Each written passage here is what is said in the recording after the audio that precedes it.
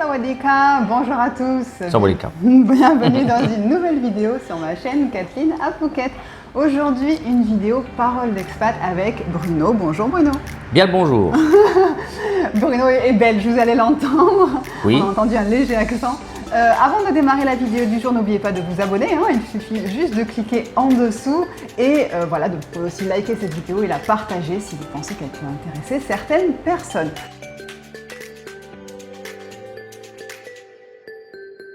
Donc c'est parti pour la parole d'expat du jour avec Bruno. Donc Bruno, présente-toi, dis-nous quel âge as-tu et quand es-tu arrivé en Thaïlande? 50 ans. Ah, voilà, tout rond. Et je suis arrivé en 2011 à Phuket. Après, directement Phuket? Oui, directement Phuket. Ouais. Et je suis resté à Phuket depuis, ça fait 11 ans que je suis ici. Voilà. D'où tu es en Belgique? Du sud de la Belgique. Je suis né à Virton. Et donc tu es arrivé en Thaïlande, comment ça se fait que tu es arrivé en Thaïlande? C'était une décision que tu as prise à la suite à un voyage? Non, la suite d'un voyage d'un ami à moi. Ouais. Donc avec qui j'étais déjà en partenariat, où je vivais à Tenerife, dans les îles Canaries. Et donc il avait ce projet de démarrer une agence de location à Phuket. D'accord. Donc je l'ai suivi. Location de maison? Location de maison, maison, appartement, villa, etc. Et je l'ai suivi, ça m'a plu. Et puis voilà, de fil en aiguille, on a démarré l'agence. L'agence a démarré petit, comme tout le monde. Et puis en 2014, là, il y a eu un gros tournant et on est arrivé à gérer plus de 150 propriétés depuis Kamala jusqu'à Hawaï. Du nord au sud. Du nord au sud, oui. Et puis bon, le Covid est arrivé. Ah, donc tu faisais cette activité-là de gestion de location de villa et tout ça depuis ton arrivée jusqu'au Covid au fait? Oui, alors pendant toutes ces années, nous avons complété avec certains services, c'est-à-dire rénovation, taxi, etc., etc. Et après dès mars 2020, quand on a eu le gros coup, mon associé, peut-être un petit peu après, mon associé, lui, a simplement arrêté. Donc il a pris sa retraite. Et puis moi, j'avais deux options, arrêter ou continuer, mais je pensais que le Covid allait durer 3 mois. Comme tout le monde, oui, on était tous pleins d'espoir au début. Et puis voilà, après j'ai dû réduire, bien entendu. Mais on avait déjà recréé, un petit peu avant le Covid, une société de maintenance de piscine, qui s'est reconvertie après en une société maintenance plus système. D'accord. Donc montage de tout ce qui est filtre, pompe, etc. C'est vrai que je sais que beaucoup de Français font appel à toi pour leur piscine. Oui, on gère plus de 120 piscines sur le tout Phuket. Et donc là, par contre, ça s'est bien passé pendant le Covid. C'est-à-dire qu'on a augmenté la clientèle. Qu'il faut continuer de maintenir quoi qu'il arrive. Exactement. Ou alors on vide les piscines, mais c'est vrai que sinon… c'est pas trop recommandé de faire ça, il vaut mieux la maintenir, bien entendu. À la suite de cela, j'ai simplement aussi pensé à ce qui pourrait être utile par rapport aux propriétés. Et là, donc, depuis cette année, j'ai lancé Asia Green Tech, qui est une société de technologie qui aide dans plusieurs domaines, dans 3 domaines, l'électricité, l'eau et aussi tout ce qui est le recyclage et la reconversion des ordures. Mais en aspect tourné vers l'écologie, au fait. Exactement, oui, parce que je pense que c'est là que nous devons aller. Oui, il y a un gros travail à faire en Thaïlande. Probablement bientôt y être obligé. Et voilà, donc je me suis mis dans cette voie et que j'adore. Parce que ça me permet de découvrir plein de nouvelles technologies. Et aussi, nous avons quelques projets propres qui sont des prototypes, notamment un prototype pour générateur pour bateau qu'on appelle ORC, c'est-à-dire récupération de chaleur des moteurs et reconvertir cette chaleur en électricité. D'accord, donc tu es vraiment plein de projets. C'est vrai. C'est un homme occupé. Je pense comme j'ai découvert récemment qu'on n'avait qu'une vie, c'est bien. Moi qui me disais, non, après celle-là, je recommence une autre. Alors je me dis, non, il faut se dépêcher à faire un maximum de choses qu'on a sur la liste. Et puis, vite, parce que j'ai 50 ans, donc il me reste quand même quelques bonnes années d'activité. Je vais pas m'arrêter de toute manière, donc voilà. Et puis, mais ce qui peut-être me tient le plus à cœur, c'est le démarrage en 2019 de la fondation Be Kind, qui est une fondation qui vient en aide aux familles défavorisées. De Pocket. Et qui est venue vraiment pile poil pour le Covid. Donc ça m'a permis de... Donc vous faisiez quoi? Vous distribuez de la nourriture? C'est ça. Donc j'ai un petit accord avec Tesco qui me permet de... C'est des grands magasins ici, comme un peu Carrefour, Leclerc, voilà, oui. des choses comme ça. Et qui m'aide aussi à préparer des packs de nourriture qui peuvent être consommés sur dans un certain temps, pas forcément de la nourriture fraîche, hein, pas de fruits et de légumes, mais tout ce qui est conserve, etc., que les gens puissent garder et puissent faire au fur et à mesure. Donc ça, c'est une première action. Ça, je le fais dans des bidonvilles sur la zone sud de l'île. Et puis, avec la municipalité de Rawai, nous faisons toujours des distributions. La municipalité de Rawai a un répertoire avec toutes les familles défavorisées. Ils doivent venir s'inscrire, ils reçoivent un ticket. Et avec ce ticket, nous faisons 1 ou 2 actions par mois, grosse action, avec aussi SOS Phuket qui, eux, sont très actifs. Ils récupèrent tous les périmés d'un jour du 7-Eleven qui sont encore bons à la consommation. Et donc, si on joint nos forces, ça aide énormément. Donc ça, c'est probablement ce qui me tient le plus à cœur et de pouvoir aider les gens. Je ne savais pas, tu vois, que ça existait justement. Je sais qu'en France, c'est des choses qui existent où les gens vont récupérer les choses périmées dans les magasins. Et je me demandais justement ici, quand je vois les choses périmées, les produits frais, je me dis, est-ce qu'il y a bien quelqu'un qui vient chercher ça? Parce que quand même, c'est tellement de gaspillage. Bon, mais il y a quand même une association qui... Oui, il y a une association. Donc, ils sont partout en Thaïlande. Oui, je suis assez occupé. Oui, je vois ça. Hein. Ouais. Tu te reposes quand? Alors, les dimanches... Qu'est-ce que tu nous fais les dimanches? Quels sont tes hobbies? Qu'est-ce que tu aimes faire en dehors du travail ou de tes activités caritatives? Alors, aller dans un complexe où il y a une belle piscine. Ouais. Et puis, pratiquement rester là. Tu vas pas avec tes testeurs d'eau quand tu vas... Non, ça Écoute, presque. Au début, oui, mais là, c'est vrai, tu le faisais? Non, je faisais pas, mais bon, je jetais un œil quand même. Mais c'est la déformation professionnelle. C'est ça. Et voilà, je profite vraiment pour essayer de recharger les batteries. Déjà qu'on parle de l'énergie. C'est ça. Mais tu es donc arrivé célibataire? Oui. D'accord. Et est-ce que tu t'es mis en relation avec quelqu'un après, depuis toutes ces années? Non, tu es toujours resté récemment, depuis février de cette année, j'ai une relation, j'ai une compagne qui a un restaurant sur Hawaï, donc qui est bien occupée aussi. C'est pour ça, elle aussi, elle travaille du lundi au samedi. Donc c'est pour ça que vraiment les dimanches, c'est fait pour ne pas entendre parler de boulot. D'accord. Donc toi, tu as beaucoup voyagé en Thaïlande ou pas? Tu as découvert d'autres endroits de la Thaïlande? Oui. À chaque fois que tu as pu. Bangkok. Ouais. Mais Bangkok, j'aime Bangkok pour le business. Donc maintenant, grâce à Asia Green Tech, donc je dois aller à Bangkok de 1 à 2 fois par mois. Toi, qu'est-ce que tu penses de ta vie en Thaïlande, enfin de la Thaïlande, parce que tu es vraiment intégré du coup dans la vie locale, que ce soit au niveau professionnel, au niveau associatif, au niveau vraiment vie avec les Thaïs. Oui. Est-ce que c'est quelque chose qui te plaît? Est-ce que c'est quelque chose où tu continues de découvrir aussi toujours des nouvelles choses? Ah oui, on continue de découvrir de nouvelles choses, mais bon, après 11 ans déjà, j'ai pu absorber quand même pas mal. C'est-à-dire j'ai mis déjà un temps à comprendre la culture, l'assimiler. Comprendre la différence de façon de penser. Donc ça, c'est super important. Et je me suis dit que de toute manière, où on s'adapte, où on doit évidemment partir, parce que au bout d'un moment, ce n'est pas au pays à s'adapter. Le pays, il est comme il est, comme partout dans le monde. Et voilà, c'est ce que j'ai fait. Je me suis adapté et j'ai autant dans mes relations de tous les jours avec tous les gens qui m'entourent, tous les Thaïs, et tout mon staff aussi. Combien tu as d'employés? 22. 22. Que des Thaïs? Direct. Ouais. Alors, il y a 2 Birmans. Il y a des Birmans. Deux seulement. Oui. Ok. Et donc ça se passe comment? C'est toi qui les gères ou tu as une Thaï à qui tu délègues un petit peu? Oui, voilà. Pour tout ce qui est management, j'ai un manager.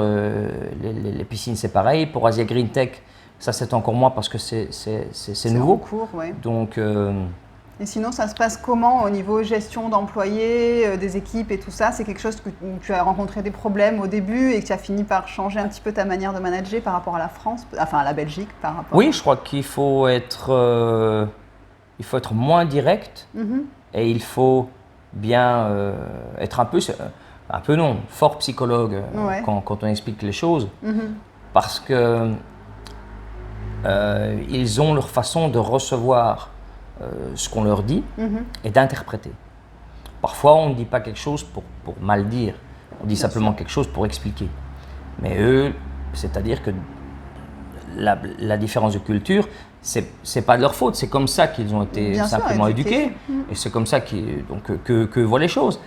C'est pas pire ni meilleur, c'est simplement différent. Oui. C'est pour ça que je dis ta manière de manager a dû évoluer quoi qu'il arrive en fait. Oui, bien sûr. Est-ce que tu as appris le thaï? Alors, de base, c'est-à-dire je suis capable d'aller au restaurant, dans une pharmacie, dans un magasin, etc. et de me débrouiller. Maintenant, dans une conversation, vraiment par rapport à une conversation technique ou une conversation avec des gens sur un certain sujet, là non, là il faudrait que je...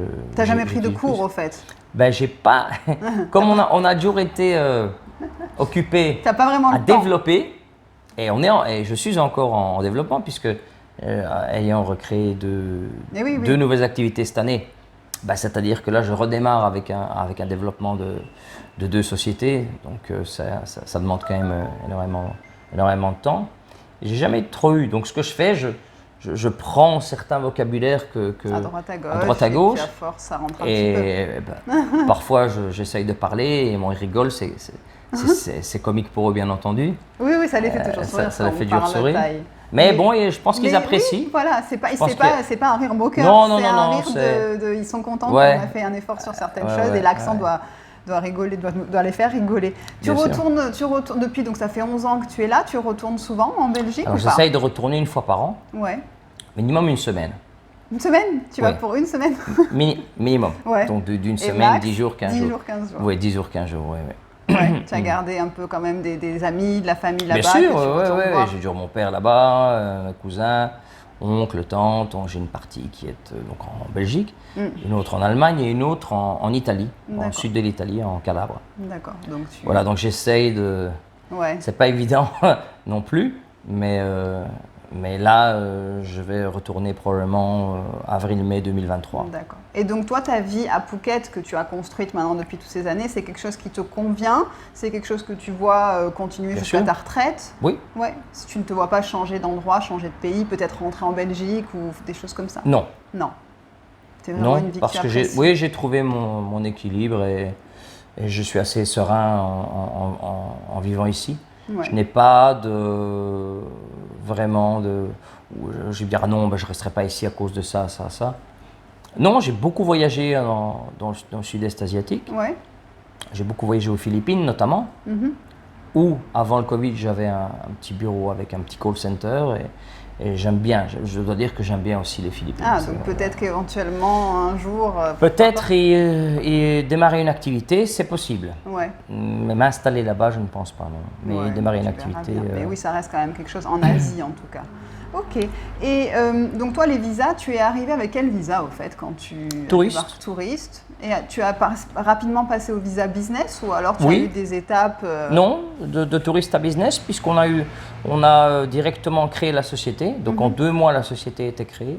Ouais. Et donc on a fait par étapes, c'est-à-dire que mon associé a d'abord fait son work permit, son permis de travail, et son visa non-immigrant B, qu'on appelle non-immigrant B.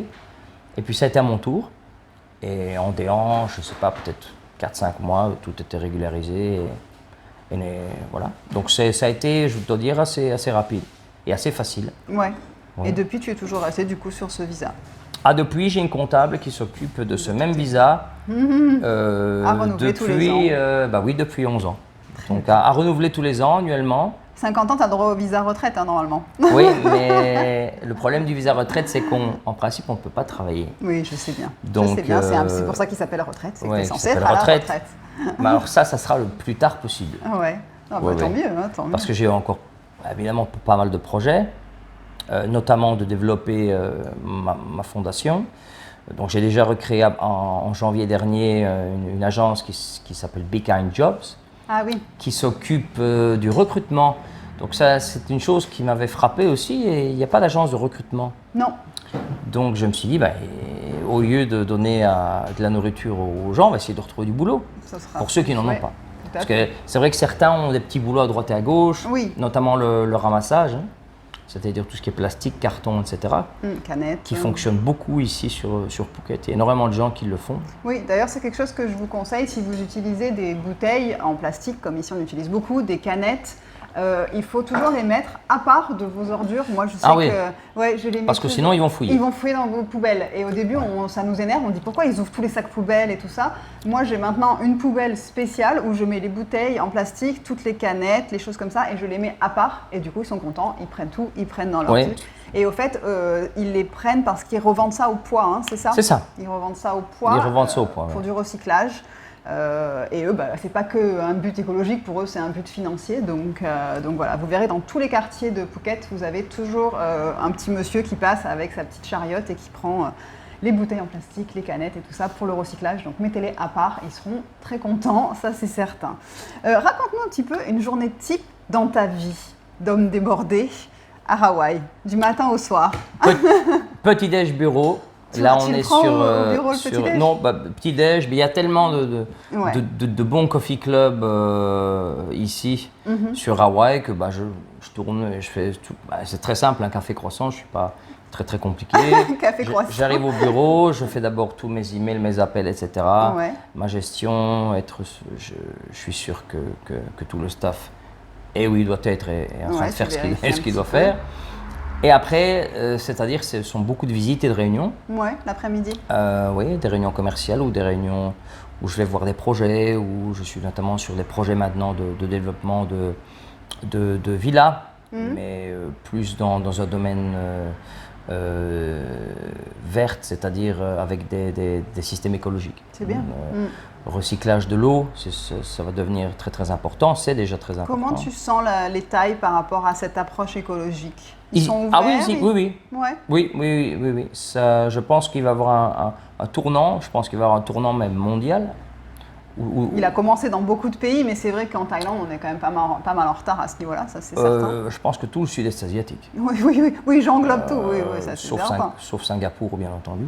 C'est à part Singapour. Singapour est à part de toute manière, oui. Donc là c'est l'inverse. Là, ils sont même sur certaines choses en avance. Tu les sens ouverts à comprendre que c'est des choses à faire, que ça va les aider aussi pour eux mais je pense que 2023 va être une année où on va beaucoup en parler. Toi qui es dans le marché donc, de l'immobilier quand même, puisque tu fais de la location et tout ça, de la construction aussi de maisons peut-être, ou juste de la gestion? Je ne construis pas directement, mais je fais partie de certains projets. D'accord. Comment tu sens le marché immobilier à Phuket maintenant post-Covid? Est-ce que tu penses que là ça repart? Est-ce que tu sens il y a énormément de demandes. Énormément de demandes pour les achats. Il y a deux gros secteurs, c'est-à-dire les locations à long terme. Nous n'avons plus, déjà actuellement, de villas louées à long terme. Tout est parti. C'était quand, au fait, que tu as senti ce démarrage? Il y a quelques mois, là? Je pense qu'à partir de décembre déjà de 2021. D'accord, ok. À partir de décembre 2021. Là, on a bien travaillé dans le domaine de la location à court terme, mais on avait aussi beaucoup de demandes de familles qui se relogent sur Phuket. Qui veulent quitter leur pays d'origine ou l'endroit où ils sont actuellement, s'ils sont expatriés ailleurs. Et là, il va y avoir aussi une augmentation de tout ce qui est école, c'est-à-dire que certaines écoles vont s'agrandir et d'autres vont ouvrir dans d'autres lieux de l'île. Donc ça, c'est un signe. Mais c'est vrai que l'image de Phuket où avant c'était des gens d'Europe qui venaient passer leur retraite, maintenant commence à changer et à se rajeunir. Bien sûr. Je trouve que maintenant plutôt la moyenne d'âge va être dans la quarantaine, des gens qui viennent en famille avec des enfants, avec les animaux et tout ça, plutôt que d'attendre d'avoir 65 ans peut-être pour venir passer sa retraite. C'est vrai qu'il y a une petite dynamisation et un côté rajeunissement de la communauté expatriée de Phuket qu'on ressent vraiment là depuis ce Covid au fait, j'ai envie de dire. Je pense que ça a été peut-être un élément déclencheur pour certaines personnes. Oui. Et les gens, toi, te disent, ils veulent acheter parce qu'ils ont vendu peut-être leur maison en France. Comment Oui, leur maison et leur business. Beaucoup, et ils veulent d'abord louer, et puis ou bien option achat, ou alors après louer 1 mois ou 2 mois, le temps qu'ils trouvent la propriété qui leur convient, et là après déménagent, achètent et déménagent. Ce sont en général les gens qui ont déjà les moyens. Oui, ils ont déjà cet apport financier. Oui, donc il faut simplement qu'ils trouvent chaussures à leurs pieds. Voilà. Et toi, quand quelqu'un veut acheter, tu es spécialisé, tu as des maisons dans tout Phuket? Oui. Dans tout Phuket. Simplement, je prends note, je les conseille et je les dirige ou directement vers les propriétaires des maisons ou vers des agents spécialisés. Je ne suis pas agent immobilier, mais vers des agents spécialisés donc avec l'expérience de mes 11 ans, là je commence à connaître et savoir qui est qui. Ton petit réseau, oui. Exactement. Et là, je peux leur dire, voilà, écoutez, si c'est dans cette zone-là, cette personne-là est la plus adéquate, etc. Elle va vous trouver quelque chose. Oui, donc j'essaye le plus possible d'aider. D'accord. Mais c'est vrai que ça intéresse beaucoup de gens de savoir si le marché de l'immobilier a repris, parce qu'il y a aussi des gens qui ont des investissements, que ce soit des condos ou des maisons, pour faire de la location et avoir un retour sur leur investissement. Et ça, les gens ont peur et me demandent, mais si j'achète quelque chose pour le mettre en location, est-ce que ça va me rapporter? Est-ce qu'il y a des gens qui reviennent sur Phuket? Et je pense que là, oui, il y a un petit souffle qui repart pour les locations. Cela dépend des zones. Donc il y a certaines zones de Phuket où on voit vraiment une reprise. Bon, Rawai a toujours fonctionné, même pendant le Covid. Oui, parce qu'il y a une grande communauté de gens qui sont là à l'année, c'est pas uniquement touristique. Simplement, maintenant, on voit que Rawai est bien occupé. Et ce sont, ce sont plus, je veux dire, des personnes qui viennent passer leur retraite, mais bien des familles avec enfants. Ah oui, tout à fait. Donc ça y a un petit changement. Puis Bang Tao aussi. Oui. C'est autant le nord que le sud. Après, c'est vrai qu'entre, il y a un petit vide. Katakaron, il n'y a pas encore cette reprise, tout le monde le sait. Patong en partie. Oui, je suis allée et c'est vrai que en partie, quand même. Mais Patong est un marché plus spécifique. Oui, c'est uniquement touristique.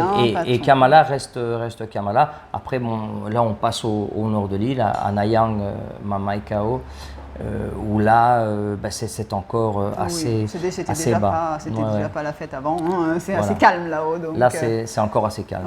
Je veux dire que Donc toi, les gens, s'ils viennent vers toi, ça peut être pourquoi? Ça peut être donc pour aider éventuellement pour ton association caritative.